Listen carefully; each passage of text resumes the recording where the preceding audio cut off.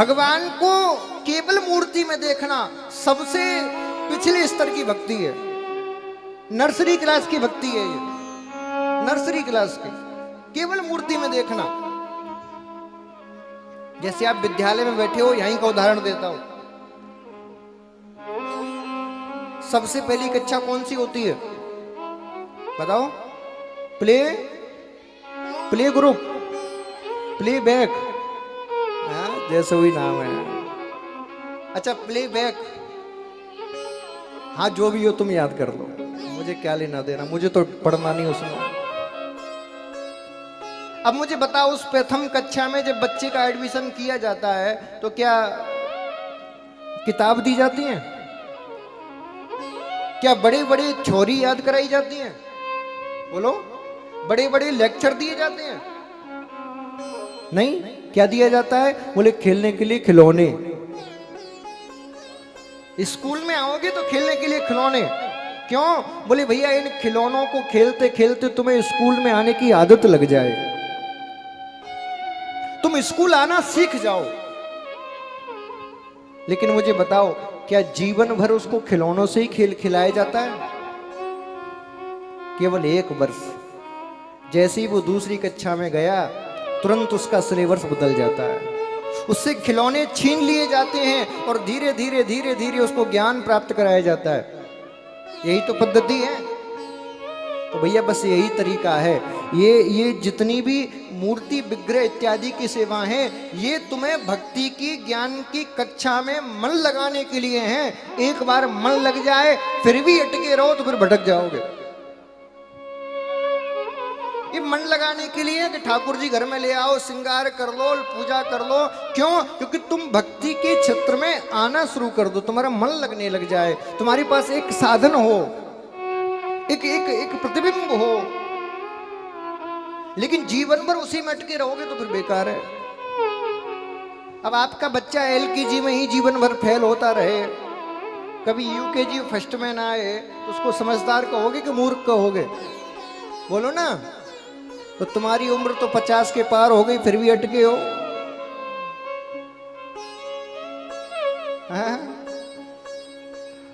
अब तुम खुद समझ जाओ तुम कौन हो, मुझे कहने की क्या आवश्यकता। नवदा भक्ति के 9 स्तर बताए गए हैं, बहुत ध्यान से सुनिएगा, ये बातें आपको द्वारा सुनने को नहीं मिलेंगी। श्रवणम कीर्तनम विष्णु स्मरणम पाद सेवनम अर्चनम वंदनम दास्यम सख्यमात्मनिवेदनम।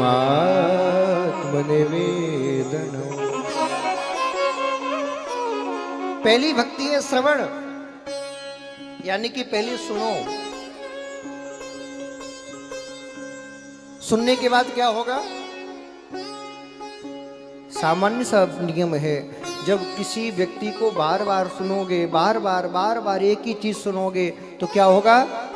जब एक ही व्यक्ति का बार बार नाम सुनोगे तो आपकी जुबान पर भी वो नाम आने लग जाएगा। लेना नहीं पड़ेगा, आने लग जाएगा।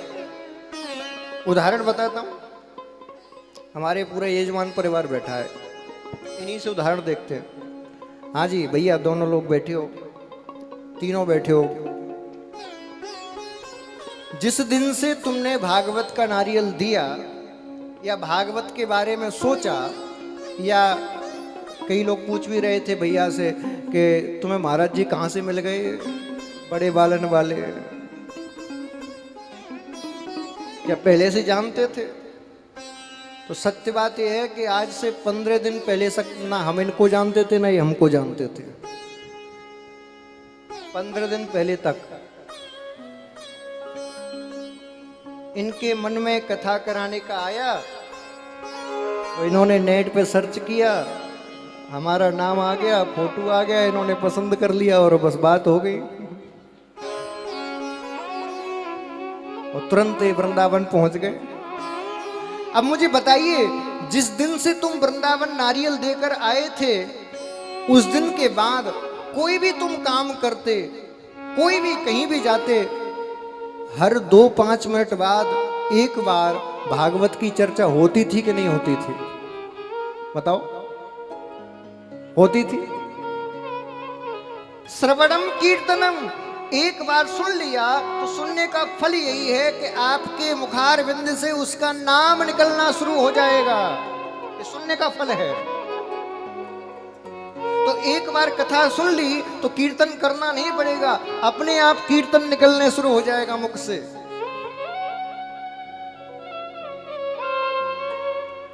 अब कीर्तन तक तो पहुंच गए तो क्या जीवन भर कीर्तन करते रहे? नहीं।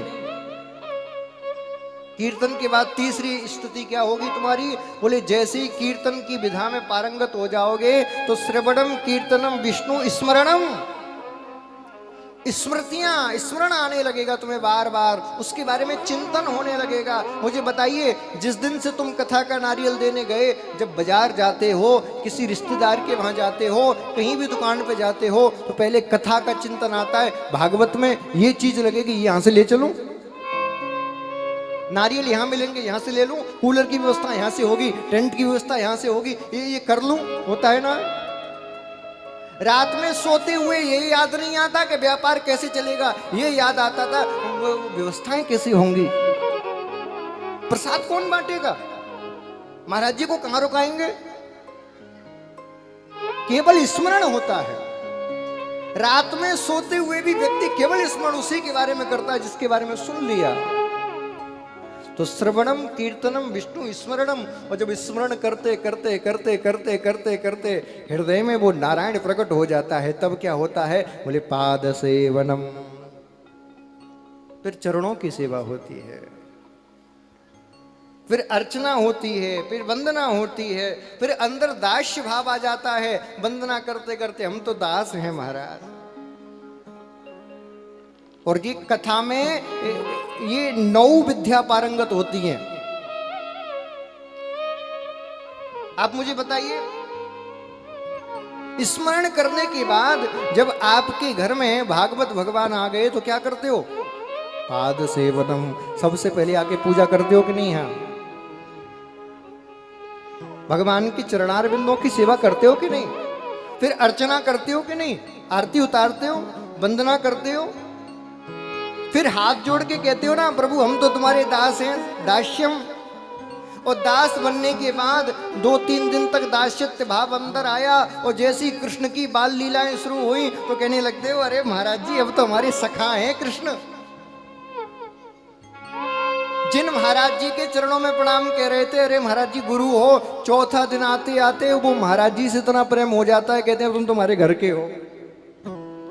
सख्यम, सखा भाव हो जाता है। और सखा भाव होते ही जैसे ही विराम दिवस होने शुरू होता है, जैसे ही कथा विराम की ओर जाने लगती है, फिर मन करुणा से भर जाता है। फिर कहते हो आत्मनिवेदनम, हम तो तुम्हारी शरण में है। ये नवदा भक्ति की 9 सीढ़ियां हैं। इन पर एक एक सीढ़ी आगे बढ़ते रहोगे तो कल्याण है। एक में अटक के रह गए तो भटक जाओगे। इसीलिए अटको मत, जहां अटक गए वहीं भटक जाओगे।